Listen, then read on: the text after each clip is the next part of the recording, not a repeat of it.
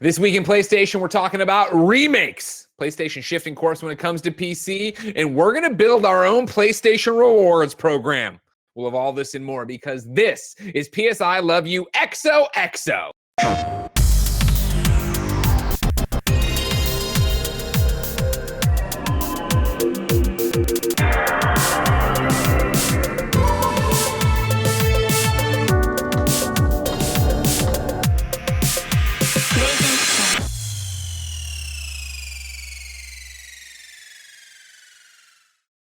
Welcome to the show, everybody. That's Blessing. That's Janet. I'm Greg, and you can get this show on patreon.com/KindaFunnyGames. There you can watch us record it live, get it ad-free, and get 38 bonus episodes of content a month. If you have no bucks to toss our way, you can write in and be on the show for free on kindafunny.com/PSILY. And you can support us over on the Epic Game Store, Fortnite, Rocket League, and Rumbleverse with the creator code KindaFunny. You can get PS I Love You XOXO for free every week without it. Well, you got the ads. You don't get any of the other cool stuff we do. You couldn't get your name read if you're just watching for free. But of course, you can get it all on youtube.com/KindaFunnyGames, Rooster Teeth, and podcast services around the globe. Thank you to our Patreon producers, id_Raven, Fargo Brady on YouTube, Delaney Twining, James Hastings, Casey Andrew. Today we're brought to you by NZXT, Canvas Gaming, Monitors, and Chime. But let's start the show with a PSN message from you. Janet, can you believe Blessing is wearing a Valentine's Day sweater in October? Yeah, because that has skulls on it. It's literally from HalloweenCostumes.com, first of all. But yes, it does have skulls on it. Fun.com. Guess what? Fun.com. That's fun.com. Fun.com. I mean, it's the same website. I think they route to the same thing. But also, like, you know, they got skulls, you got hearts. Guess what? I love Halloween. I love Halloween. Halloween's my Valentine's Day date, even not in the Valentine's. I thought if you would have just stopped, you would have such a strong ending to it, but you just kept going. Here's what I will say: is that of course, Janet, you and me can agree on many things, but at the top of the list, Blessing is always looking fly. He's always looking good. Aww. But this combo of the sweater with the chain, a very good look. Thank you. Thank you. I appreciate it. This is my first time actually wearing this sweater. It's been sitting in my closet since Valentine's Day because they sent me this during Valentine's, and I was like, oh, this is fucking awesome. I never wore it during Valentine's. And so when I put it on today, I was like, oh, you know what? I like this sweater. I actually like the look of it. And then I looked to the right and I saw my chain just sitting on my desk that I have over here, and I was like, oh yeah, no, that's the choice. That'll pull together. Yeah, it'll all pull together. I appreciate. I can put on a watch too if I want to go above and beyond. Is it the gold chain and the gold watch from the Lupe Fiasco concert? I should do the gold watch. This is the gold chain from the Lupe Fiasco concert, and this is the gold watch. I was jealous because I wore my gold watch, but I did not have a gold chain. So, Greg, this is a reference to the Lupe Fiasco song "Gold Watch," which in the hook he raps about how he has his gold watch and his gold chain and his fancy car and his diamond rings. And what like, Janet? Oh my gosh. Well, I thought of the second one, and so I feel like you shouldn't say the next part. Yeah, I'm like, like which version? They're all like not that appropriate for the show, but yeah. Anyway, we can talk about. Here's what I need later, to know. All right, and then everybody, I know you love PlayStation. You're here for that, but you also love a good. Let's teach Greg music. This Lupe Fiasco fella, I thought he was a big deal, but then I made a comment about something, Blessing, and you were like, oh man, there's only gonna be like 10 people at this show. You made it sound like he's not popular. So what's the deal? Is Lupe Fiasco popular or not popular? He's no Kendrick Lamar, Greg. Lupe Fiasco, not that popular. He's popular, he's not popular. He was popular. Like he was hot back in 06, 07. And it's not even that he's fallen off. It's just the fact that, like, you know, rappers age and they get older. Yeah. And so he's kind of this hurts my heart to say out loud. A legend? You about to say he's a legend? No, I was going to say he's a legacy artist. Oh. He's kind of a legacy artist. Like a more past generation at this point, which is weird to say. Yeah. And he still puts out fantastic music. Going to the show, it's like nothing but like old millennials there. It's like everyone there 100%. Was like 30 years old. Yeah. It was fun, but yeah, it's just, you know, he's not at like a bigger venue. You can tell how the popularity of an artist based on the kind of venue they got. And, you know, I forgot exactly even the venue I saw in LA, but it was like a venue I wasn't familiar with near the Microsoft Theater, but not at the Microsoft Theater. That's for sure. It's was like it the Grammys thing? The Grammys got a thing over there, their museum. No, it was, I'd have to look it up, but it was a much smaller venue. For context, for Greg, for the Bay Area, I think he was playing at the Warfield, right, Bless? He was at the Warfield, yeah. And it's a stark contrast from a few weeks earlier. I went to the Kendrick Lamar concert a few weeks earlier, and that was, I believe, at the Oakland Arena. Is that what it's called? Yeah, the big arena in Oakland, which like sits many people. Like that is a huge venue. And the Warfield, it's a big venue, right? But it is like that's a Lupe Fiasco venue, right? That is, a few thousand people coming through and all jamming out, and all of us being in our late 20s to 30s and having a good time. Versus Kendrick Lamar, where Baby Keem's opening for him, and I was sitting behind a bunch of high schoolers, and like one of their dads was there chaperoning them, and they're just having the time of their life, like rapping along to Baby Keem. They were getting more hyped to Baby Keem than they were to Kendrick, which I was like, oh wow, I didn't know that. Now I'm this old that Baby Keem is now becoming the big artist for the kids. But yeah, no, like Lupe Fiasco, he's that artist, but he's still an artist that we love. Right? Like, think of your favorite 2000s artist that isn't around anymore, but if they were to do a concert today, you would attend it. But it'd be more of an intimate show. A concert of their older stuff. So, like, it was Luis Fiasco's anniversary of The Cool. So it was, like, back when he was kind of, I feel like, at or near or around the pinnacle of popularity. His 2007 album, front to back. album, or 2008 album. Yeah. Okay. Yeah. Thank you. Anyway, and we went separately in our respective cities. But like, which I thought was a funny experience. Yeah, two ships passing in the night kind of moment for me and Bless. So, wow, Greg got hated that conversation. It wasn't about Taylor Swift, so he just checked out of that. Yep. Yeah. It's okay to feel left out, Greg. It's weird that Greg wasn't. I learned about Lupe Fiasco and I left the call. That's all I had. That's all. It's funny because before the show, I was like, "What if we just talk about music the whole show?" And Greg decided to talk about music to start the show, which I appreciate. You know what? I like to show interest in your guys' interest. I understand it's not easy being my friend. You got to hear about Avengers. I keep willing Ghostbusters shit into existence. I understand this sucks for y'all. So I'm here. You like this that game comes out? Can you believe that game comes out this month? Spirits Unleashed. Yes. And like, I guess you can believe it because I'm sure you're counting down the days to it. I refresh my inbox every 5 minutes, Blessing, looking for a fucking code for Ghostbusters Spirits Unleashed. Yeah. And I keep forgetting that it's coming out this month, but I know that once it comes out, it's all I'm going to hear about and probably play for that week that it's out. Maybe months, judging by Predator. We have a PSN message. It's about remasters and remakes and all that stuff. All right. Fuck it. We're gonna talk about the Horizon thing. I can bring. I'll Tommy, your question will be read. We'll put it down there. Of course, write it for free. Everybody, kindafunny.com/PSILY. I'll ignore your questions like I'm doing to Tommy. But what I want to take this instead here, since we're having a nice little thought. Oh, thanks for moving it for me, Buzz. We're having this little thought exercise here, and this is obviously, that I love Ilphonic games. Obviously, I love Friday the 13th. I enjoyed Predator quite a bit, obviously. You know that I'm in Spirits Unleashed, and you know that I'm a huge Ghostbusters fan. So clearly, like, I'm obsessed with this Ghostbusters game. What do you legitimately think this game is going to do? Is this going to, and I don't mean like how many sales is it going to get, no, who the fuck knows, but is it going to move the needle at all? Because remember, for Ilphonic, Friday the 13th, they were a small developer. They had Friday the 13th. That hit. It was huge. The servers melted down, but everybody's playing and having fun. Predator came and we're skewed on it, I think, is the kind of funny community because we did so many streams for it because we enjoyed it, number one, and we did sponsorships with them. But more than anything, we enjoyed it, and Nick enjoyed Predator, and I enjoy those kind of games. So it's kind of like this perfect storm of being able to play a first-person shooter with Andy in a IP that Nick loved in a kind of game I loved or whatever. But it still felt like that. Don't get me wrong, it wasn't, this juggernaut that you did 1 million units and da-da-da-da. But it still seemed like people cared about that and you heard about it.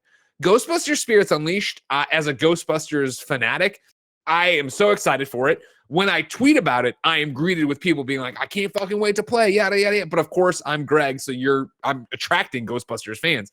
Is this going to be more popular than Predator and Friday the 13th, less popular than one of them or the other one? Janet, you're thinking, Blessing, you're thinking, I need expert opinion that isn't me, that isn't in the fucking Ghostbusters tank.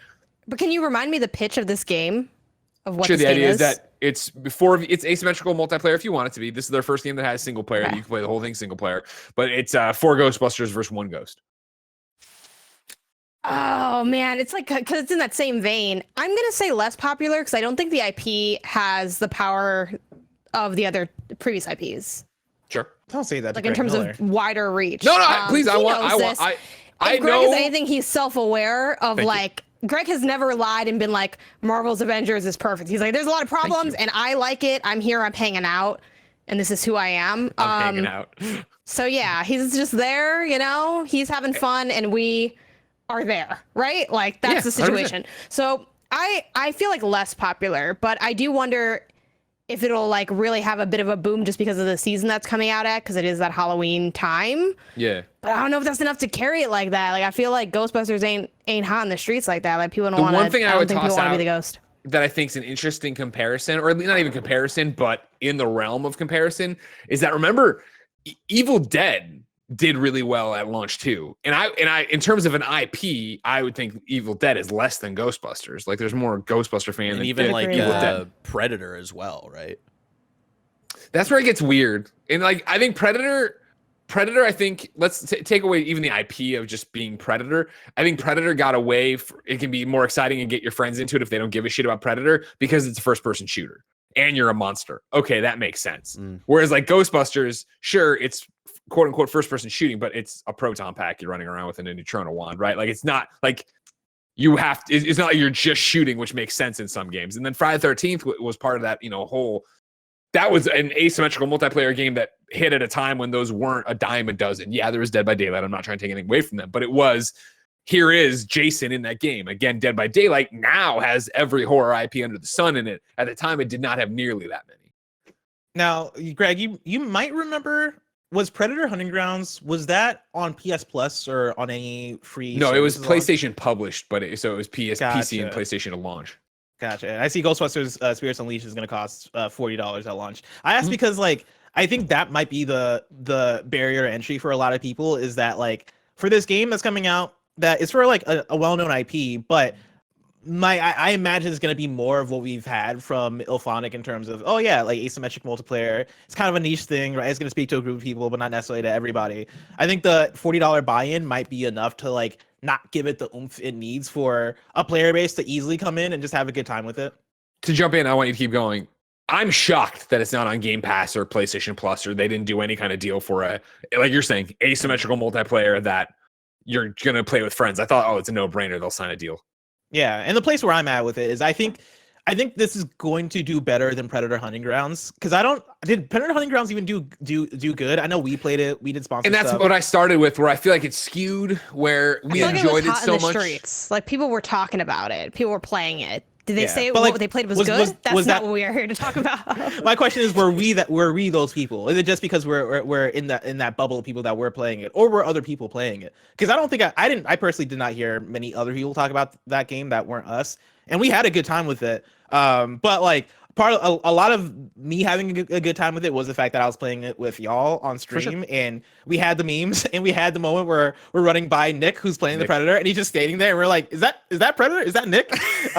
And like we had those moments that really made it fun. But if I was just judging that game as a product, I'd be like, no, it's not that great. Like it's fine, it's serviceable, but for it's sure, buggy. if we're giving a review score or something like that, yeah, like it was a bit buggy, it was a bit janky. The progression was like whatever, it had some fanfare there, or like like fan references and characters you can play as and all that stuff that I think spoke to Nick and probably the people that were more into Predator. But I guess my thing is Ghostbusters going to come out and be more polished and be more refined in gameplay? I expect it to be. I don't know why I expect it to be. Maybe it was the preview you did episodes and episodes ago on PS11, because I know I talked to you about it. And I think from what I glean, it seemed like it might be in a better place than what those games were.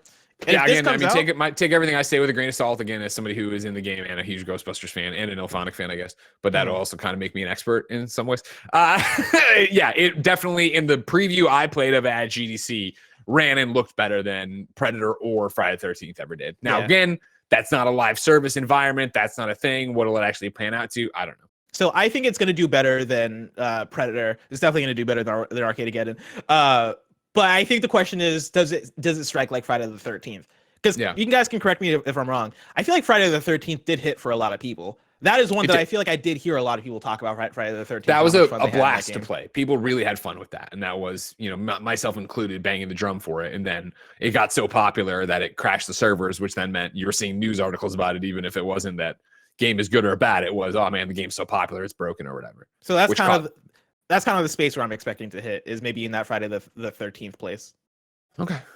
I'd be excited about that. I'm hoping a lot of people play it because I want to be able to jump in and play it. But I also don't want it to be that, like, I don't want it to be that I'm twisting your arm to play it, Bless, or Janet's arm, or anybody. And again, like, you know, obviously we're gonna do streams of it when it comes out, so I'll be twisting your arm on kind of funny content for work. But like at the end of the day, like I know that I have a bunch of kind of funny best friends again who are tweeting me about it, but again, like the question is, are we gonna hit December and hit winter break? And am I gonna get a text from Greg that's like, hey, do you want to play Ghostbusters? And am I gonna say yes or not? That's the big question, right? Because I will say yes to playing it on stream. I think that'll be fun content. I think that'll be a fun time. Will I say yes after months have passed and Why the moment are you is asking this? But you're you. Like, you know what I mean? I'm asking future me. I'm asking the me that exists in December. I'm talking the him that knows what the game is actually like, you know? Yeah. Okay.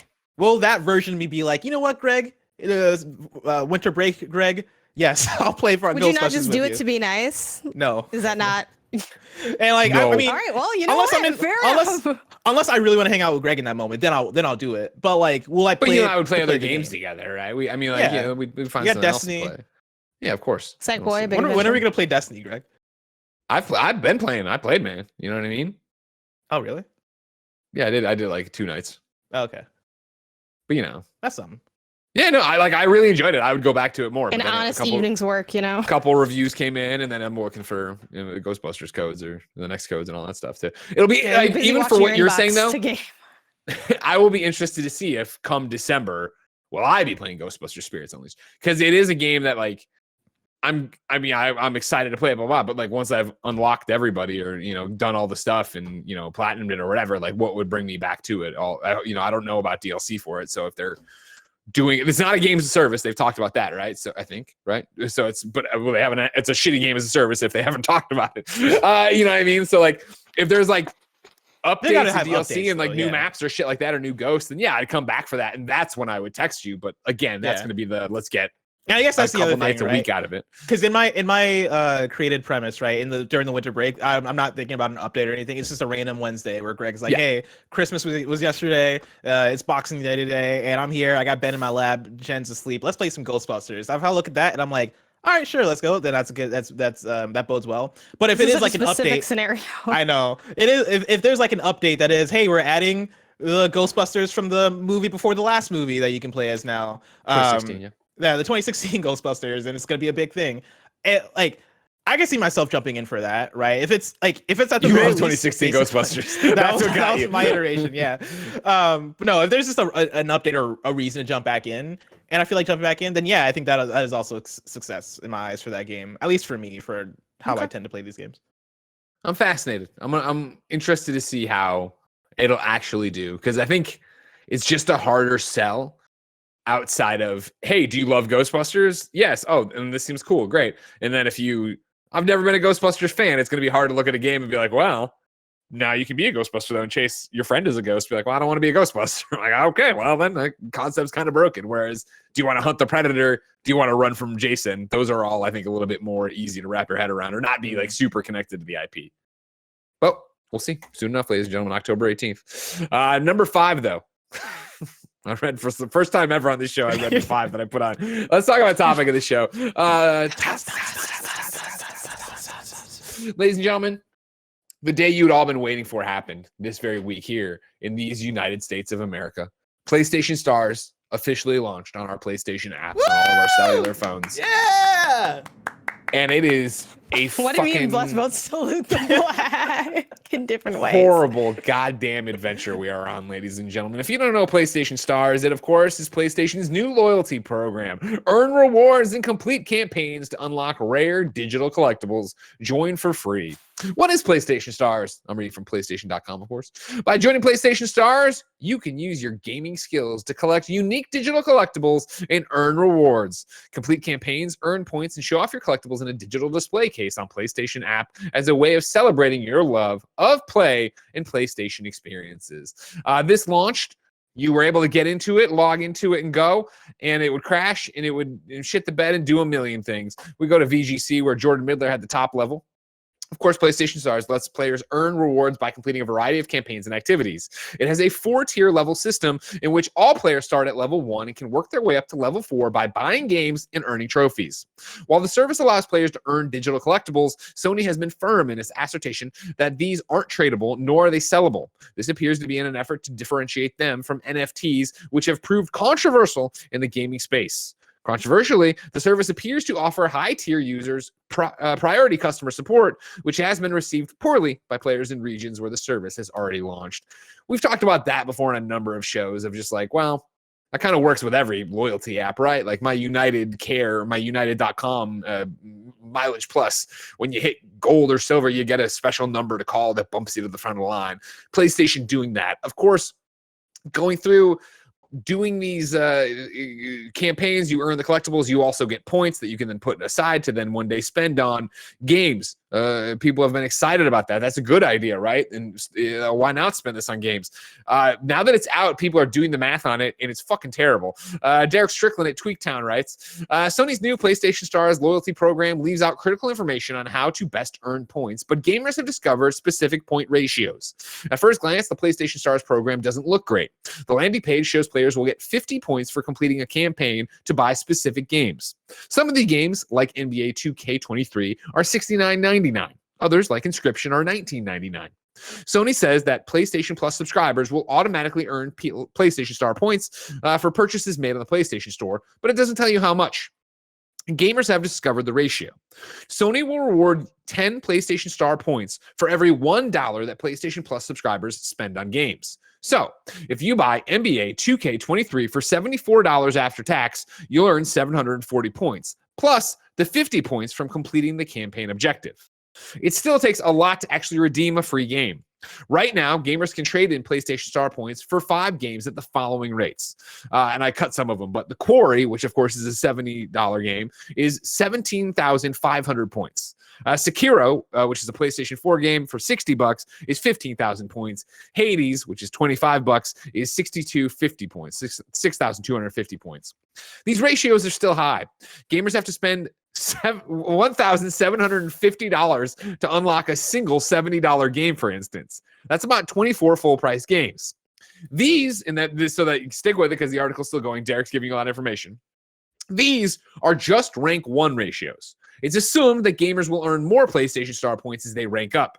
You can level up your rank by buying games. The higher your rank, the more rewards and campaigns you unlock. Microsoft's reward program isn't much better in specific regards.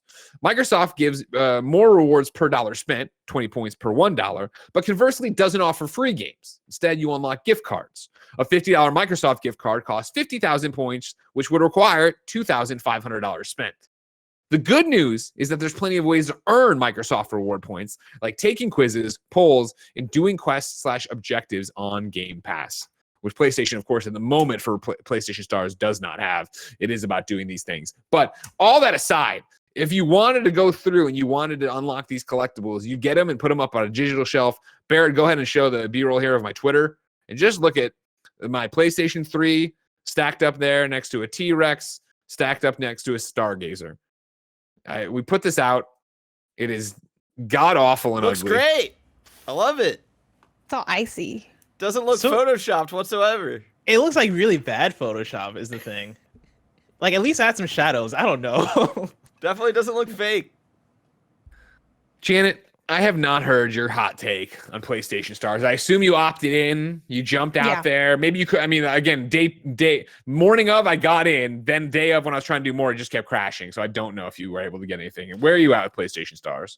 I am disappointed, but not surprised because I feel like there it goes on the app. I got in all right. Actually, I think I just got lucky and I went a few hours after and was able to just like log in, go to the app. It appeared right there, level 1, starting off at the base that everyone starts off at. So I'm not shocked, but I am disappointed. I feel like there's not just quite enough to do. I think, there you go, the digital PS3. What we've all been waiting for. Woo! It's so cool. Spinning around.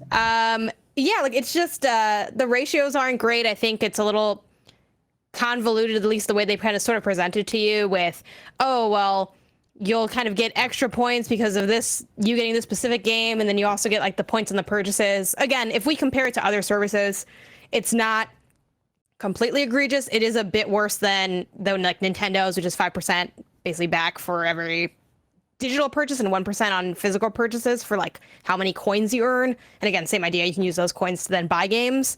But I was just kind of surprised, given the fact that they are going with this more app-based, at-the-ready format, that there wasn't more to do. I think that was my number one disappointment. Again, we already kind of knew what this pitch was, so I wasn't expecting like my dream of them doing the Nintendo thing where it's like they have the platinum point equivalent. You can get like stupid merch garbage like in real life. I knew they weren't doing that, so that is what it is. That would be a dream, but they're not doing that. With what they're doing, I was really hoping they'd have a more diverse spread of things you can do. And they mentioned, you know, the higher you go up in level, you'll get different stuff. There's a pitch online that says, as you like continue playing, you'll unlock custom campaigns designed around the games you like to play. I think that has some potential. But out the gate, I was looking to do, I don't know, simple stuff that like could maybe earn me some points. Like, if your, you know, Twitter account's connected, which mine is, or something like that, or just like an easy daily check-in kind of thing would have been cool. I just wanted to see a little bit more, I guess, gamification of it. I know not everyone's looking for like, I don't know, a daily grind. Like I was talking to Isaiah about it. He's like, why do you want to grind for these points? Like, that's so dumb. I'm like, because I'm a gamer. What are you talking about? Everything we do is dumb. It doesn't mean anything. I'm like, yeah, I want to be able to have this be a fun kind of layer and flavor to what it's like to play on PlayStation, as silly as that may seem. But, you know, trophies are just as arbitrarily little digital things. Like, I think there is fun to be had in systems like that. And I feel like this was a real missed opportunity to sort of, you know, add an extra bit of flavor to what it's like to experience a game on PlayStation versus somewhere else. And I feel like they didn't really accomplish that with this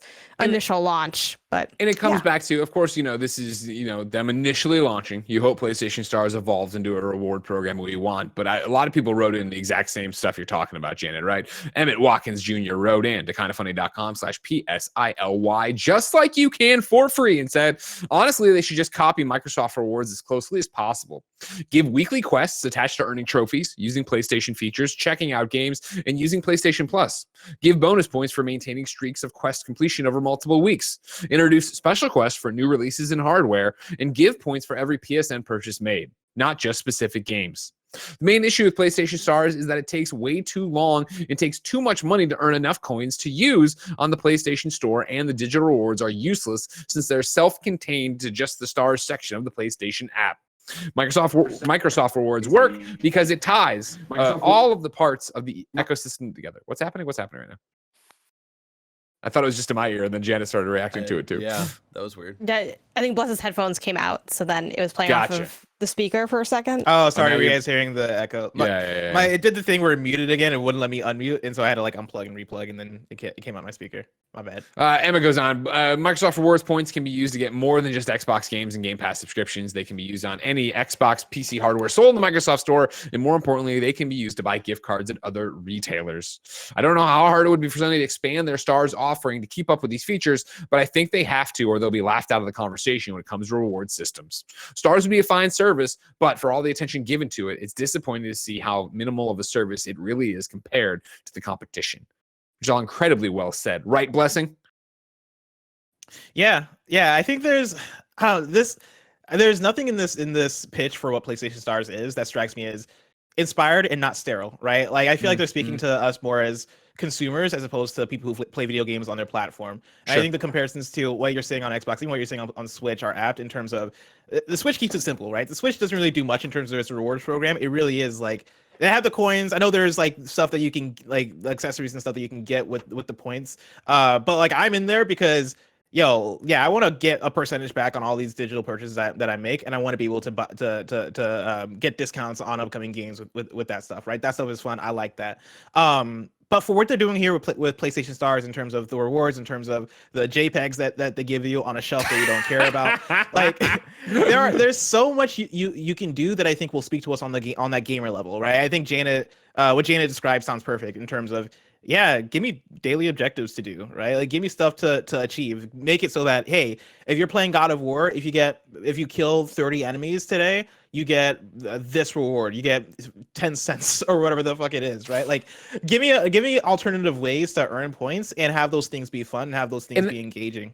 And that's when it becomes forgivable that it's 10 cents or whatever, right? If it is, well, it's a minimal reward, but there's plenty of them to do. And I know every day I get 3 more quests, or every week I get a certain amount to go through and do. I think you can get around it. And I think they didn't earn themselves any goodwill. And I know this is a damned if you do, damned if you don't kind of situation of starting this rewards program now, not out of the blue, but just on a random October day.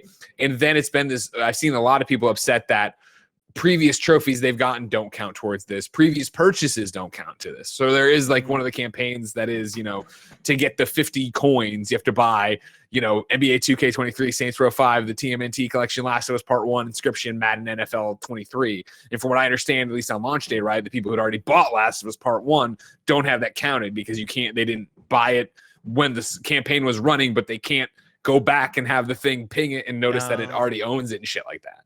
That sucks. That's a terrible way to do it.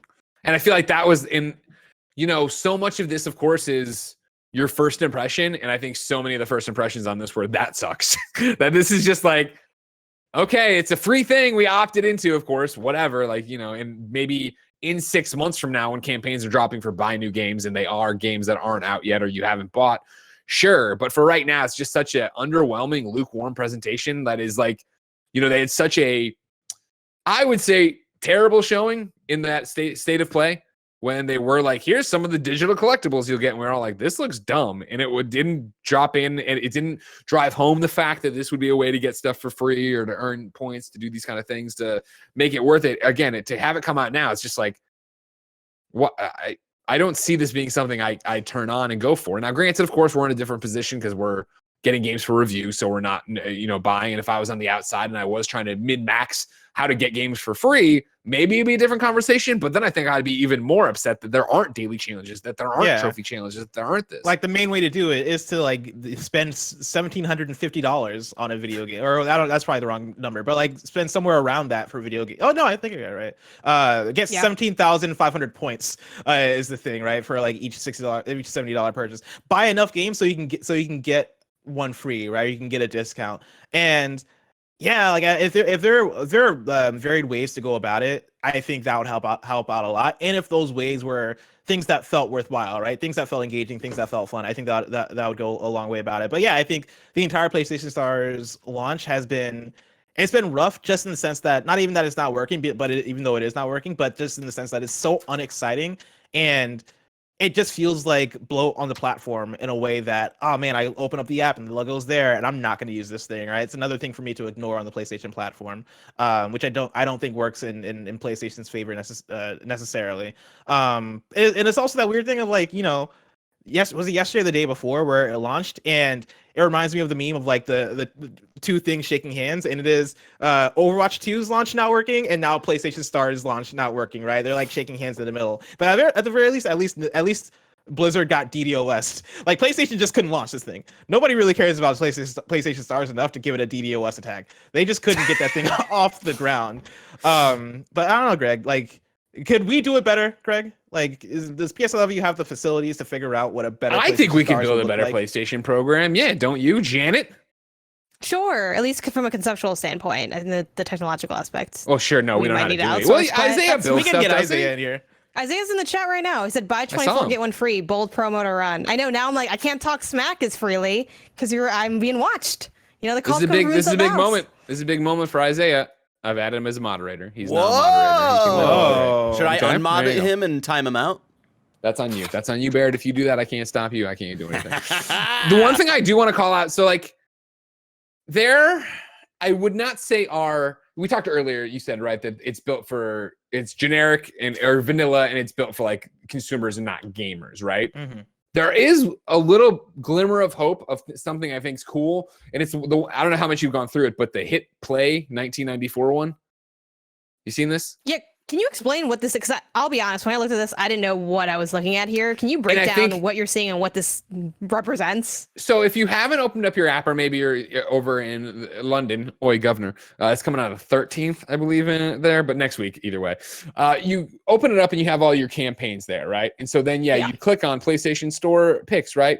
Grab your next favorite game, buy one of these games from the PlayStation Store, and then it has the games on there to buy or whatever that you could buy, right, for the reward.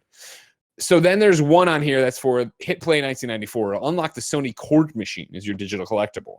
But then the description, right, is just launch the game matching a circa 1994 song.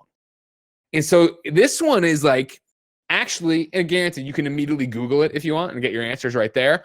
But this one is, all right, Stay, Cross Circle of Life. Baby, I Love Your Way by Go West. Mr. Jones by Regulate, More Human Than Human, Wild Nights, Streets of Philadelphia. It's a riddle. So you have to go, what game would I launch to unlock Streets of Philadelphia? So you have to start sitting and go, okay, well, what would this be and what would that be? And and you have to run it through your head or whatever, figure out. There's one game, though, they've assigned to each one of these songs that they are saying, hey, this would match it and you should go do it to go find it. And I kind of like that. I think it's it's not explained at all here, where if you're that was my confusion with it, where I was like, and again, I was looking at this all like in my kitchen. I'm like, Isaiah, what am I looking at here? Like, what is this? But I agree with you. If minus the unclear and vague description of just like launch a game matching the circa 1994 song, which makes sense if you already know what they're trying to get at, but doesn't if you don't. I think that is an opportunity to create a level of like charm and personality within the service. I do think only having one, is there really only one game associated with each? Because I feel like that is kind of. What is what I found on the internet when I Googled, because I was like, I don't know. Are you about to give the answers? Because now I'm invested. What games takes place in Philadelphia? What am I missing in my brain right now? I can't think. Here's what I'll give you. Streets of Rage. Where's Streets of Rage take place? What I like about this too, and I'm reading off GameRant.com. What do you think about Philadelphia? Do you think Streets of Rage takes place there? Think they're just fighting on the streets? Here's what I like about this. Is that a Fresh Prince thing? You've formed your entire opinion of Philadelphia based on the Fresh Prince theme, the original intro. Will Smith. It's a little bit of column A, a little bit of column B. I don't know. You're the quiz master, Bless. What are the answers here? Let me give you a little bit of a nudge. Even though it won't really help you because you haven't memorized them. This is from GameRant.com, where the answers I read are: fortunately, starting all of these games shouldn't be too much of a hassle, for those are all part of PlayStation Plus Extra Tier. They're all available to download, which I think is pretty neat. That they're like, not just making you go buy another game or whatever. Even I guess technically they're making you buy PlayStation Plus if you want to, but whatever. Streets of Rage takes place in Wood Oak City. Here's my thing: is I think we could sit here for the next 3 hours. You would not guess what the game for Philadelphia is. Yeah. No way. That seems so like there is it. Here's what I'll say. I am one of the few defenders. I am one of the few defenders of this game on this show, and I would never be able to tell you that Marvel's this happened Avengers. in Philadelphia. Ghostbusters. I appreciate that, but no, that's not what it is. Fuck you, Ghostbusters. I'm not defending yet. I don't need to defend Ghostbusters. More human than human the month is young. More human than human, I guess, spoilers for PlayStation Stars, if you give a fuck, is Detroit Become Human, right? Right. That's what I was thinking. Okay, good.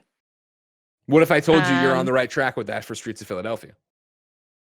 Is it some other Heavy Rain? Is it Iron Man VR? Heavy Rain. Heavy Rain. Answer, which I do not remember being in Philadelphia, but there you go. Okay. What is I would have assumed it was Seattle. Stay. Also, are these just like the name is similar, or the theme? Like I think they have Stay, Cross Circle of Life, Baby I Love Your Way, Cross Go West, and I think so. It's an either or. I would guess. Again, it's not that super explained. Baby, but and think of Stay and every Circle day. of Life. I want to be with you night and day. What does that mean for PlayStation Extra Tier? Ooh, baby, I love your way. Circle of Life. Is there a game? Get copyright strike? It's too good. Is there a game where you turn into different animals?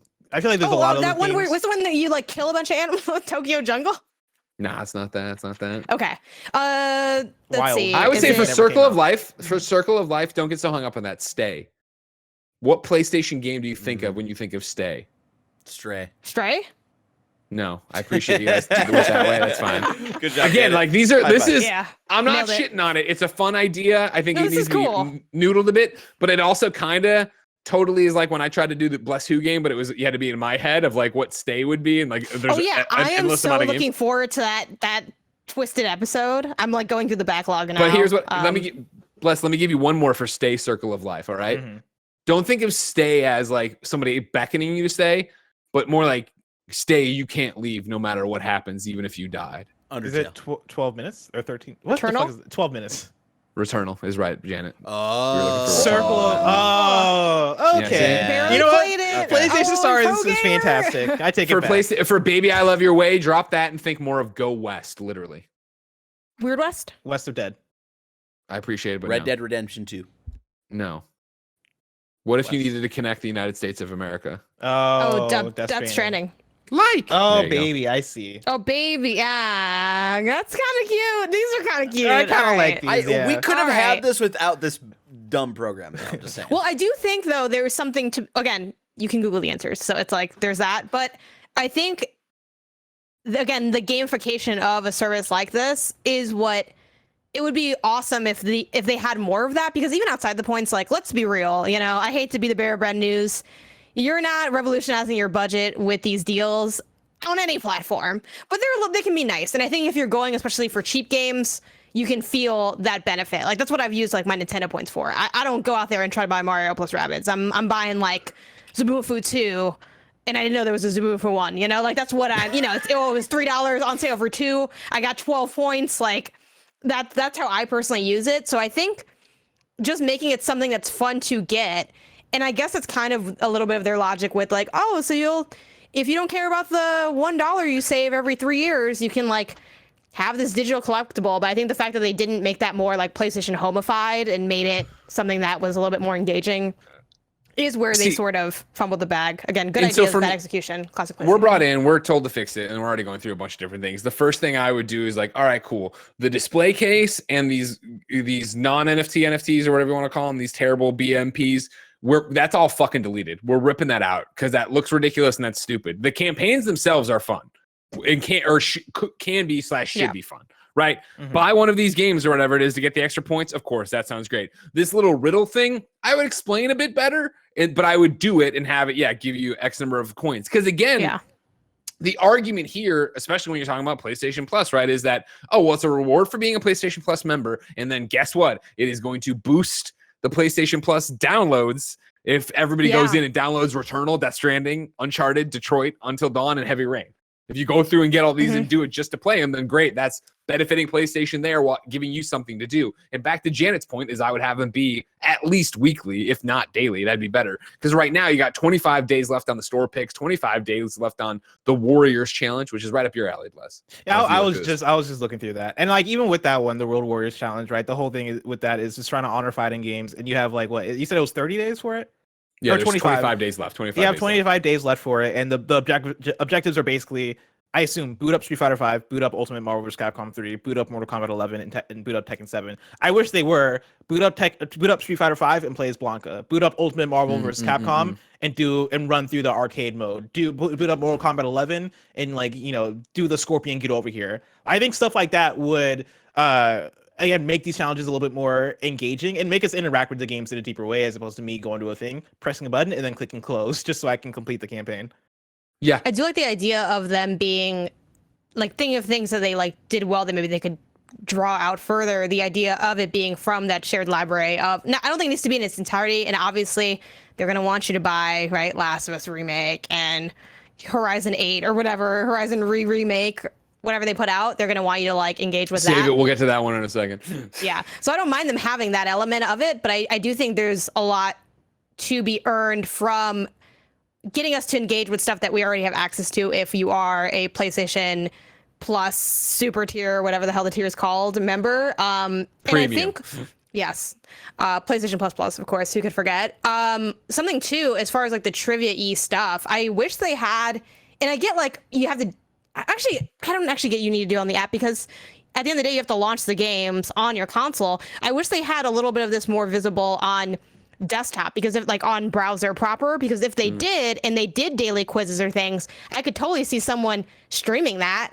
And like I see people play Wordle on freaking Twitch, so it's like, or fake Wordle where they have it infinitely spawning in different quizzes. That would be such a fun thing to do with like a chat and try to figure it out and test which game it is and then all of that. So yeah, that's where I think they could also amplify the visibility and the fun of having it. Like if this was just a bunch of like different PlayStation trivia stuff. I think also too, lowering, if they want to keep the digital stupid shelf thing, I could even live with that if they made it more like you got them for, which they kind of give you like one for free, I think, for setting it up. If they just more gave them to you, I think having to like buy this fake ugly thing is like not appealing. But if you just handed it to me, I wouldn't mind that as much as having it gated by spend your coins to get this fake PlayStation 3. For me, the whole thing just, it reminds me a lot of the Vita, where they just put in stuff, and like you're talking about, Blessed, it's too general consumer and not PlayStation gamer focused enough. Where I think, again, we like the stupid quiz. We like the idea of guessing what these things are. They're a little ambiguous, but we like that idea of it, or playing a specific game, or getting a specific trophy, or doing something like that. I think that'd be a fun way to point people more than, they should still do the buy a game thing. You should get rewarded for that. But I hate these collectibles. I think they look dumb. I think they're a waste of resources for people to go in and make stuff for them that they will never look at. That's not what it's about. Whereas if it was the daily check-in, a PlayStation quiz or whatever, let alone if you could expand that out to, we were talking about Janet, where it's like, all right, cool. Everybody wants, we're talking here about the fact that, all right, cool, we're giving you free money in quotes, even if it's 40 cents, but you're using PlayStation Plus, which is number 1 pro. Number 2 pro, of course, is downloading the stuff to bump up those numbers. Another easy one, like you were talking about, Janet, is getting the coins, or the star coins, right? If you link your YouTube, if you link your Twitter, if you do the thing. And then, of course, it becomes all the mass marketing multimedia thing of like, well, now if you tweet with this hashtag, or your new challenge is to go in and play whatever game you want and use this create button to put up a tweet about it, blah, blah, blah. And then you get into an interesting one of like, if they were using YouTube videos, and then it was, you're going to go watch a YouTube video and you leave a comment, and since it's linked, it goes doubles out. Like, it's all goofy shit that could make it feel more like, oh man, well, I'm already doing this stuff. I'm already watching the trailer on, the PlayStation channel. I'm already going through and wanting to play this game and get the trophy. Why not get it rewarded that way? And I feel like they put fat on it, and they've been promoting the fat rather than what could be the core idea. That's great. Exactly. And I think a lot of it comes back to, in the ways that we complain about having a PlayStation that feels like it lacks personality and it lacks like actual humanity. PlayStation Stars kind of encompasses that in a way that works as very much a detriment to where it's like, okay, cool, PlayStation Stars is just not exciting, right? Like, I don't think any of us look at it and we're like, yeah, let's go. Like, what is it, right? And I don't think it needs to be that way. And I think that's a lot of what where we're coming from is the fact that there are so many things you can do to make it feel poppy, right? Things you can make it do to actually make it feel exciting. Me and Tim talking about on KHD weeks ago about like, yo, bring back PlayStation Home. Could you imagine a PlayStation Stars that is, hey, you have a PlayStation home or an apartment or whatever the fuck that is 3 rooms. You have your bedroom, which is where you get like your collectible stuff. You can hang your God of War poster that you got from doing a God of War challenge. You can put here your Ratchet plushie that you got from doing a Ratchet thing. I also don't want whatever this is leading to. Keep talking about it. That's one room, right? I would walk into this fake room. Yes. That is like your main bedroom. You have another room that is your trophy room. You walk in, and guess what? You get to like walk through trophy cases and prioritize like, hey, this is the game I'm most proud of. I'm gonna make this one the prioritized trophy case that's in the front of the room, and have that level of interaction with it, right? I think like that sounds, at least to me, sounds like something that could be enjoyable, right? Going to Greg's house and walking through his trophy room and seeing a bunch of bullshit there. Garbage. That is again, garbage, dorky right? shit. But then when PSVR 2 drops, boom, you can virtually like pick up people's trophies and like turn them around and shit. Yeah, anyway, like that. That's just what I want. That type of gimmicky bullshit is stuff. That's the kind of stuff that could be fun. It's not fun. Yes, and I think the third room would be, hey, here's the stats room, right? You walk in and like, most rooms, I guess, most houses don't have a stats room. I love my stats room in my house right now. It's my torture chamber. Maybe it could be more of like a stats board that's also in your bedroom that you go to and you see like the games you play and like the time played and like, the more but like you're organized trophy you're list, like that type of complicating shit. that already even more, where it's like, just let me do that, period. PlayStation, let me go to PlayStation.com/user/GameOverGreggy and see all that stuff already on that a you profile have, because the marketing email will eventually tell me at the end of the year how many hours I played, but it's not accessible anywhere else. That's the kind of nerdy shit I want to drill into. They do have that in the profile of like, hey, this is how many hours you played this right. It's like the little thing on each game. But even in the past, Greg has mentioned like being able to show your most proud platinum on your profile, like even that pin little stuff to it. And I just love the idea as well, like you're talking about like this virtual space that you can walk around in, for people like you, Bless, who like to hide their trophies. Like you go up to the door and it's just like locked. Has a padlock. And you can't go in. Yeah, you just like fucking try to bang down the door. On the subject of trophies, Vitz Patel wrote in on what he'd want to see in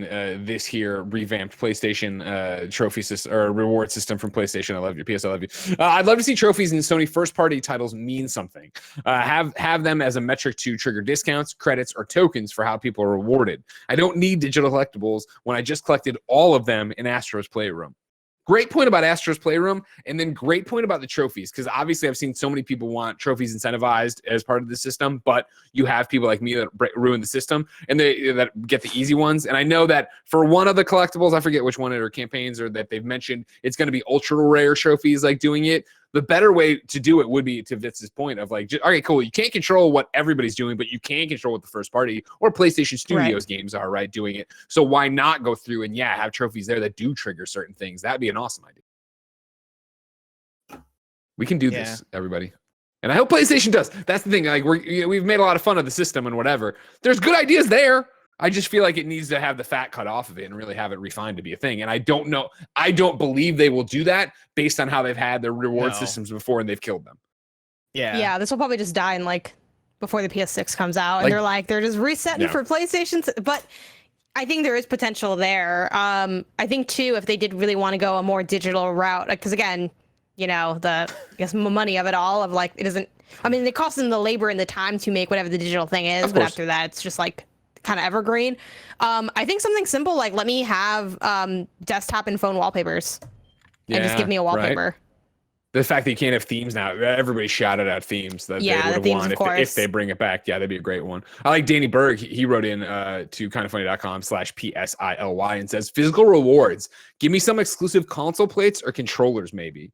Controllers, not a chance in hell, but the plates is a really interesting idea. Give me a fake gold plate to put on the side of the console. Yeah, something stupid, or like, even if they do it for like, hey, it's a reward for being, well, I guess this isn't with the PlayStation rewards anymore, but if I'd love to see them do that of like, you're one of the first 0.1% people to platinum God of War Ragnarok, and we made 10 of these very special limited things. We'll send them out and stuff. That could be really neat.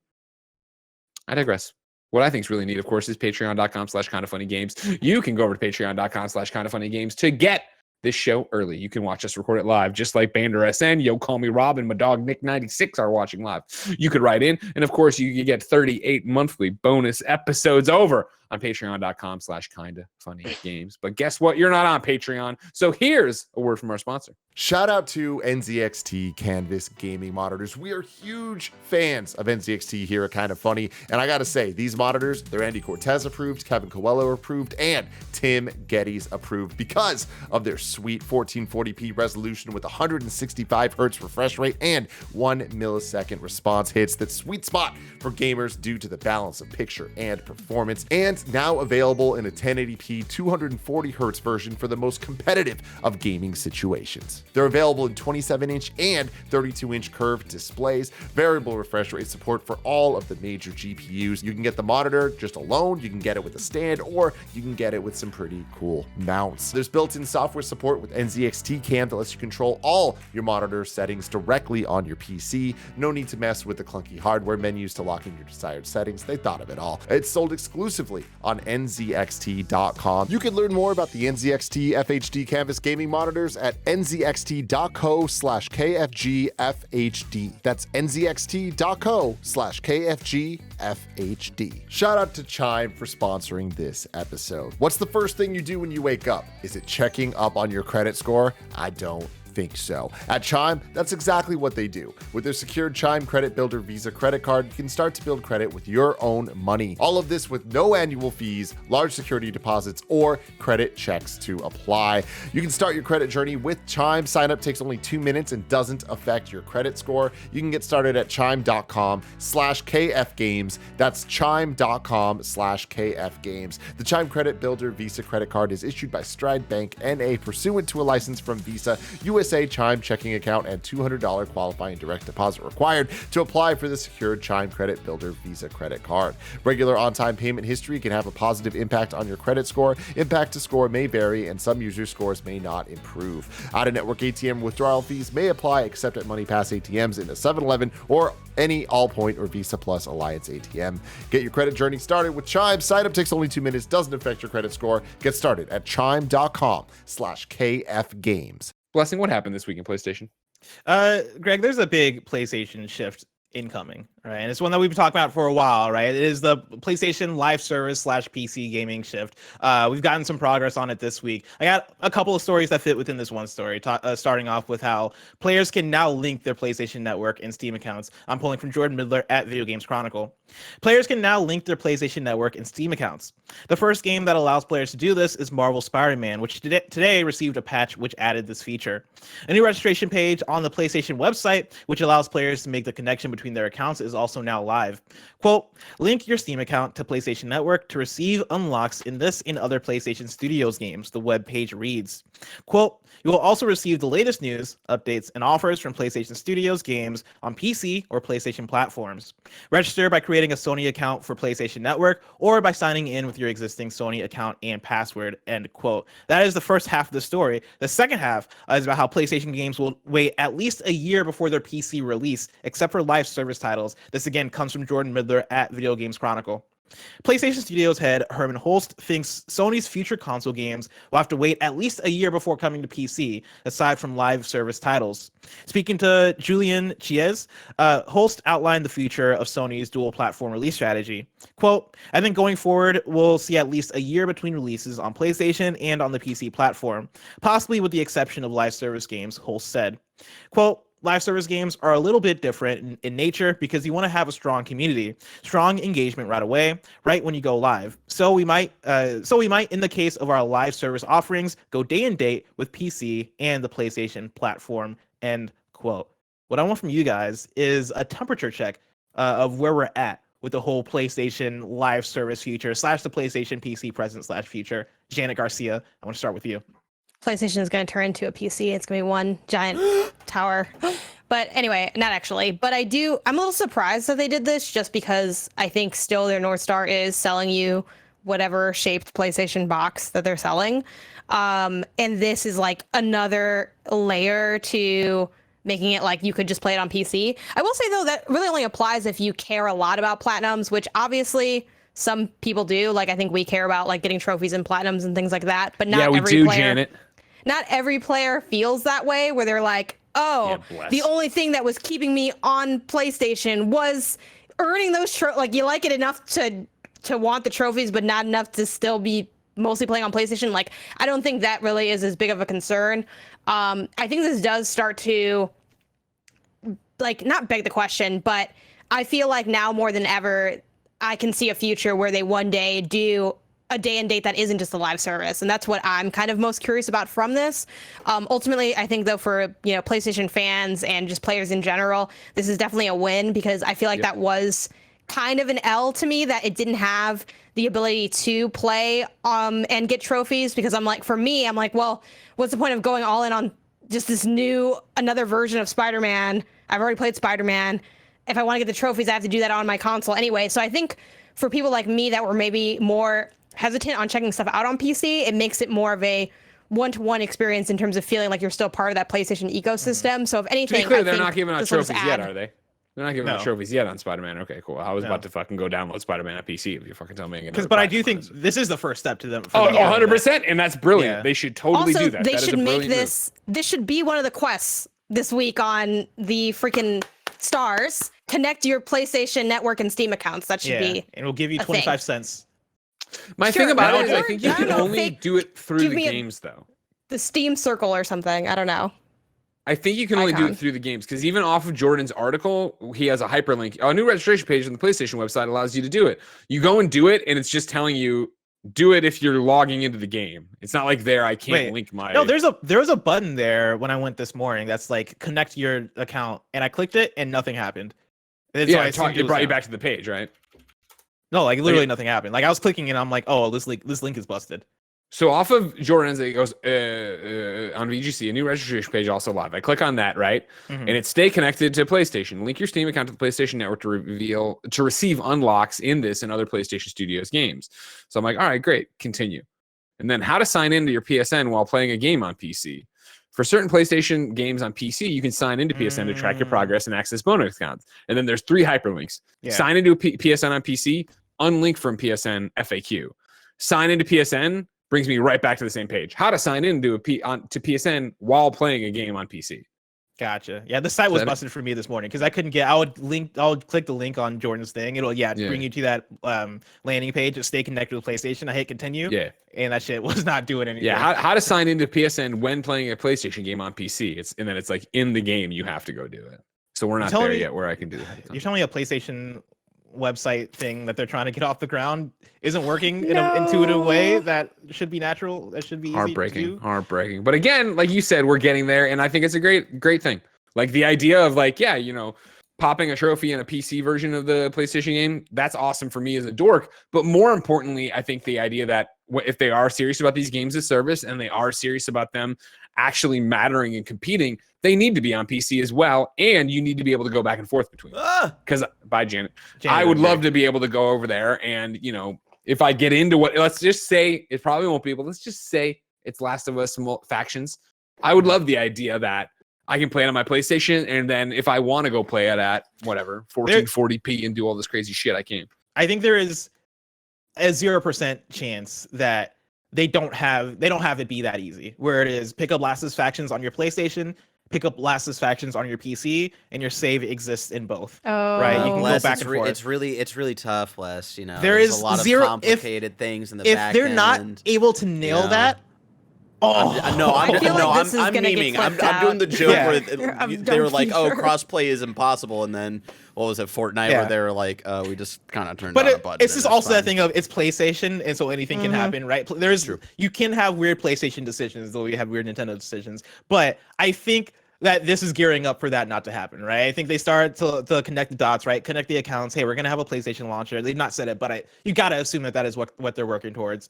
They're gonna have a PlayStation launcher, and they're going to make it so that you are taking your save back and forth between PlayStation and the PC version of their live service games, and you're also earning trophies on both, right? Your PlayStation games on God bless, on I PC. hope So you're saying that you can play anywhere? Yes, I am. Except for Xbox. Let's not get crazy here, all right? I'm just talking about PC and PlayStation. Maybe one day we'll get on a Samsung Smart TV from at least 2022 or forward, if everything goes right. Greg busted out his backbone. I figured if I'm here. Backbone? Yeah, it's PlayStation backbone. God, it looks so nice. I want one. I forget. What's the status on the Android backbone? Oh, impossible. Why would I care? Did that come? That didn't come. I assume that didn't come out then. Impossible. We don't don't have have the the technology videos. yet in our timeline. That's true. And also, this is just tough love. Get an iPhone. You know what I mean? No, you know. You have to do it. What do I look That's like? fair. I think you both make some good points. We're really good at debates here. Yeah, that's what we're known for. What else? Like, is oh, happening do on this. PlayStation No. week? Okay. All right. Well, it's fine. Well, you Settled. tried. I tried to turn them around. Fighting the good fight. Also happening in PlayStation this week, a Horizon Zero Dawn PS5 remake/remaster is reportedly in the works alongside a multiplayer game. This is Adam Bankhurst at IGN. A remaster of 2017's Horizon Zero Dawn is reportedly in the works for PS5 alongside a brand new multiplayer game for PS5 and PC. As reported by VGC and MP First, The Last of Us Part 1 remake looks to be soon joined by an updated version of Aloy's first adventure on PS4. The VGC article reports, quote, "The updated version of the 2017 Guerrilla Games title will feature improved visuals to bring it up to par with this year's sequel, Horizon Forbidden West, in the form of new character models, lighting, and animation, it is claimed," end quote. Alongside the news of this remake/remaster, the reports also claim that Guerrilla Games is hard at work on a Horizon multiplayer game for PS5 and PC. Cool. I'm all about this multiplayer game. Jada, yeah. where are you at with the Horizon remaster, quote unquote, /remake, quote unquote situation? It's kind of awkward because obviously, like, I don't know. I don't want to, like, what's the word? Devalue the work itself, but it really is just like this is a way to make money off of a product that is good that not everyone has gotten to. So there will be an audience that will buy it and check it out. And I guess that's good for that audience in the sense that they get a better version of Horizon Zero Dawn. But yeah, it does feel like the classic thing of PlayStation loves remaking these titles, but they've done that for forever. So it's like, I mean, can you really even care anymore that this is a remaster/remake that we might not need because they've done that a bunch of times and will probably continue to do that because it maintains relevance to whatever IP they're trying to push, whether it's a collection or a remaster or a remake or whatever. There's constantly that kind of progression, I think, through the generations where I've played so many games in different versions on different SKUs, whether they're remade or remastered or whatever, or like, oh, now it's a bundle on one disc or whatever. I think we've seen so many iterations of this that it's like, yeah, this is kind of par for the course. I'm personally not gonna pick it up or spend time with it unless for some reason there's something content specific that would be relevant to like what we do here, just because I played it really recently. Maybe if I had played it when it first came out, I'd be a little bit more interested in the revisit, but yeah, that's where I kind of landed with this. What about y'all? Well, I want to bring in a question actually from Tommy Gooddale that like kind of ushers us into just a general remake conversation in general, because like I think there's a lot to pick apart, and there's a lot of like going in circles with the Horizon remake thing, because it's not necessarily all the way confirmed that it's a remake, but based on the write up, it is going to be, you know, new character models, new animations. They're going to do some work with it. But I do like this question. But then everybody's going to throw in your face Spider-Man Remastered, right? Which was the same. Yeah, idea, which wasn't all the way the same. I guess there was a new model. We don't know, and it's not worth fighting in the streets about it right now. Yeah, we'll fight in the streets about it when they announce it in the next PlayStation showcase. That's gonna happen in September. It's October. Yeah. Tommy Goodale writes into patreon.com, just kind of funny games, just like you can, or no, not Patreon. Whoa, look at me, look at the mouth on me. KindaFunny.com/KFGD, just like you can, and says, what is a game for you that could be remade over and over again, and you would always revisit every single time? Let's lean into the forbidden juice of remakes here, and go crazy with it. I already know. I mean, is anyone surprised that my answer is Jak and Daxter, the Precursor Legacy? I have this on PS2. I don't have the PS3 copy on me of the all three games on one disc. And then I have the limited run version of the PS4 physical version. I have the Vita version that I just got somewhere. Oh, here it is. Hold on. I haven't played the Vita version yet. It's allegedly the worst version of the game, and each game gets worse, so I'm excited to check that out. Yeah, I will play this. I mean, this is barely different. Well, actually, funny enough, this is the same. The PS2 and the PS4. One from Limited Run is, I think, the same game because they didn't put the PS3 remaster. Anyway, it's just a port. Yeah. It's just a port, right? They didn't do the PS3 remaster as this PS4 SKU, but I buy this game every time, everywhere. I'm a Jak and Daxter super fan, so I mean, I've gone on Dreams and played like versions of this game that people have made on Dreams. So I would just buy anything related to this at this point. But that's just me and my own obsessions. What about y'all? You have anything that you're so gung-ho about? If tomorrow there was a PlayStation blog that went up that said, hey, we're remaking Shadow of the Colossus again, I would get chills. I would be like, oh yeah, let's fucking go. Part of the problem? I listen, only for that game. I'll play Shadow of the Colossus a million times. They can remake it every single year, and I'll play it every single fucking time. Because like I'm broken in that way, right? I fucking love Shadow of the Colossus. I played the original. I played the remaster on PS3 multiple times. I want to say I played the remake on PS4 because it was a fantastic remake. Shout out to Bluepoint. If they made a PS5 director's cut of Shadow of the Colossus, which would be problematic because the director is Ueda, and Ueda didn't work on the remake. But if they did that, I'd be in again. I'd play it again. They could add new animations. They can redo the models again. Shoot, they can add an extra Colossus. I'll play the hell out of that game. And so that's my answer.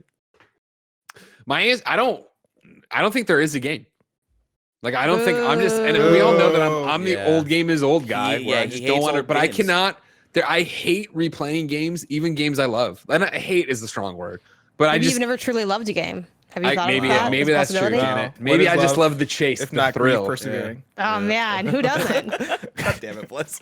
I butchered the hell out of that one. You did, but it's like there's nothing on my go-to where I'm like, man, that's what I'd be all about. Like Patapon was a nice throwback when they put Patapon back out, and that was a short enough game. But Patapon 2 was a little bit longer, and I never even finished it because I got distracted by reviews and everything else. And then I was like, I don't really want to go back. Too busy looking at that email inbox. I feel like we get new versions of Tetris every 2 years. But that's different. Tetris does different things with it when they put it out. You're not just playing this. And like Tetris is a puzzle game, right? So it's like, I don't know if this is literally true, but it feels like every drop is different. It's not like you're sitting there, like, you know what I mean? Like that's more like a Wordle than it is like I hate playing. I play games, for the stories and the excitement and the thrill. And so it's like when I know what's around the corner, when I know this was my favorite part of a game, or I know my favorite part of the game's 20 hours in, it's like, oof, I don't know if I want to do this again.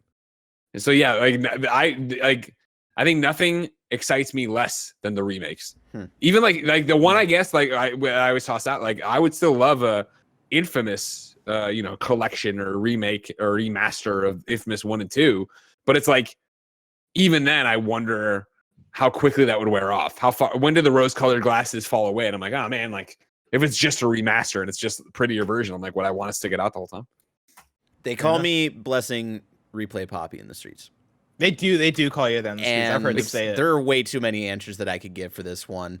I think the answer outside of PlayStation over at Nintendo, Blessing, you know me, it would be DK64. It would be Donkey Kong 64. Never mind. I take back my boo. Yeah, you're right. Like if any time they would release that game, I'm there. Will they ever do it again outside of the Wii U? Who the fuck knows? One I'll throw in for you, Barrett, is Persona 5 Royal. If they remade Persona 5 Royal, I feel like you'd be there. I mean, they are kind of, they're not remaking it, but we're getting a next gen version later this month. And are you not playing it? Probably not. We're in the middle of review season, man. Like that's coming the same. Can smell it. Persona 5 Royal next gen, quote unquote, is coming out the same day as Gotham Knights. Like I'm playing Gotham Knights, or like we've got God of War coming. We've got Mario plus Rabbids, which I'm hyped about. Like too many games are coming for me to play Persona 5 Royal again for next gen. The true answer, Blessing, Greg, Janet, would be Batman Arkham Asylum /City. Okay. Okay, I can see that. In the chat, I'm like, I don't know. Bander SN says you wouldn't pick Metal Gear, and that is a great point. I did love Metal Gear Solid or Metal Gear Solid Twin Snakes on GameCube. I do scream that I would love a modern Metal Gear. I would replay Metal Gear Solid if that gets remade or remastered or whatever. But then again, like how far would I, if they, how many times, no matter how many times they did it, hard to say. For me, it was with Shadow Colossus. I like it being a game of telephone too, where I'm gonna get like 9 or 10 entries in, and it's just a completely different game than what the first one was. I mean, there's been 3 versions, right? There's like the It's the original ship of Theseus or whatever from I was going to say from WandaVision, but I'm sure that I know that's an actual thing from not from WandaVision. philosophy. I digress. I digress. Man, Close let's enough. get into PlayStation picks. Of course, this is where we talk about what's coming out this week and the thing that each of us have been playing. Getting into the drop, you're getting just a couple of games. You're getting Dakar Desert Rally for PS5 and PS4, and then Overwatch 2 has come out this week for PS5 and PS4. Have you been able to play yet? No.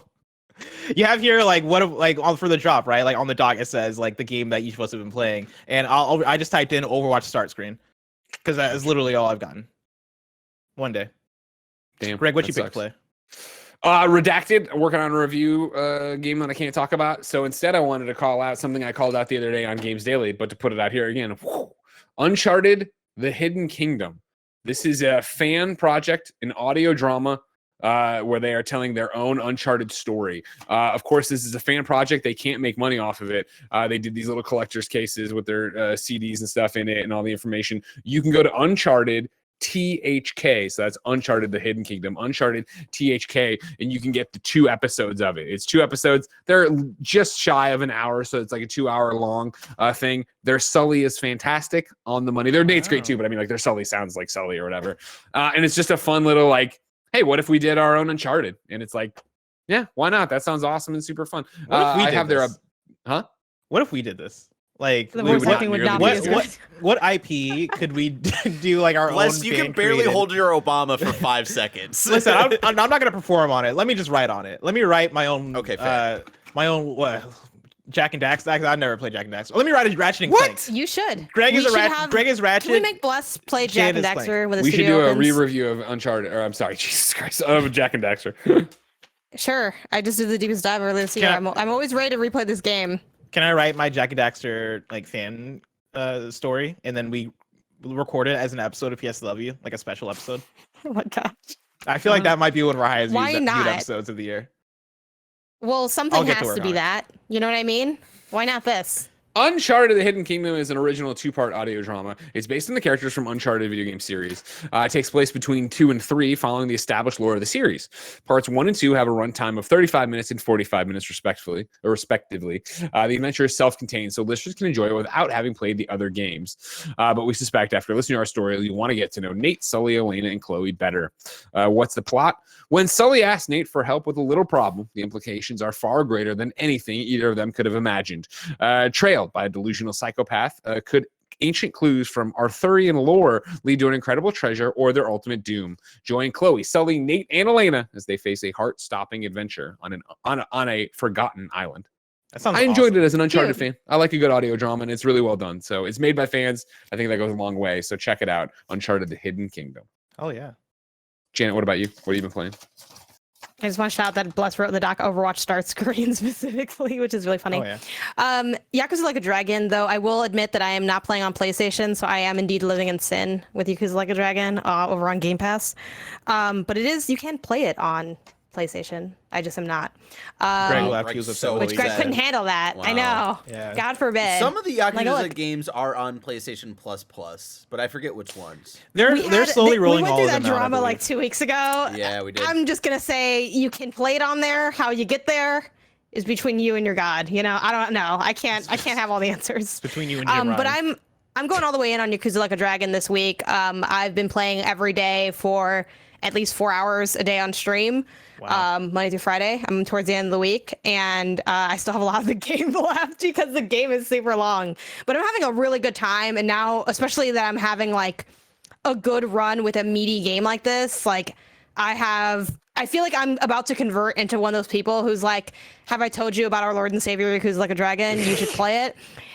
I liked it before, but now that I'm like really just all in, like it's got the golfing, it's got the arcade stuff, it has a kart racer, you can summon a like lobster that you save Nice. after like doing, and I think, granted, I don't play a lot of RPGs, so this might not be, you know, as revolutionary as it feels for me experiencing it now, but I just love getting to know all of like the side quest stories and how they like slowly piece together in the most random ways. Like I just finished one where the quest was to get some nails and some wood, and I think it's all the materials for this one homeless dude who wants to make like a bookshelf for a kid, like a neighborhood kid that he's cool with.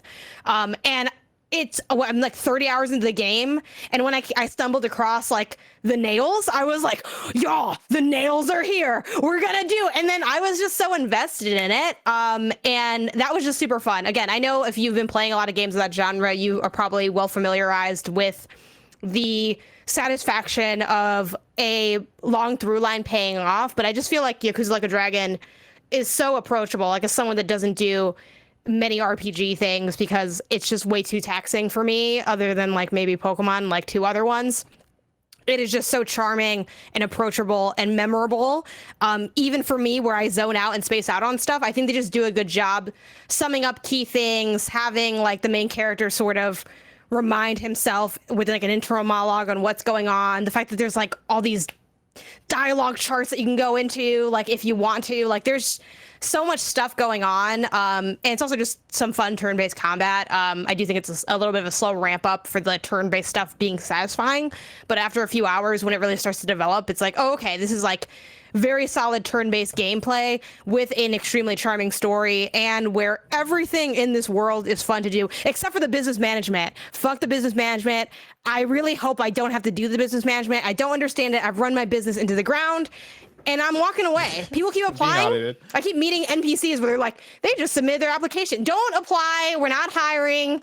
This business is not, Ichiban Confections is not getting off the ground. Okay. But yeah, I'm having a great time with it. I'm 35 hours in.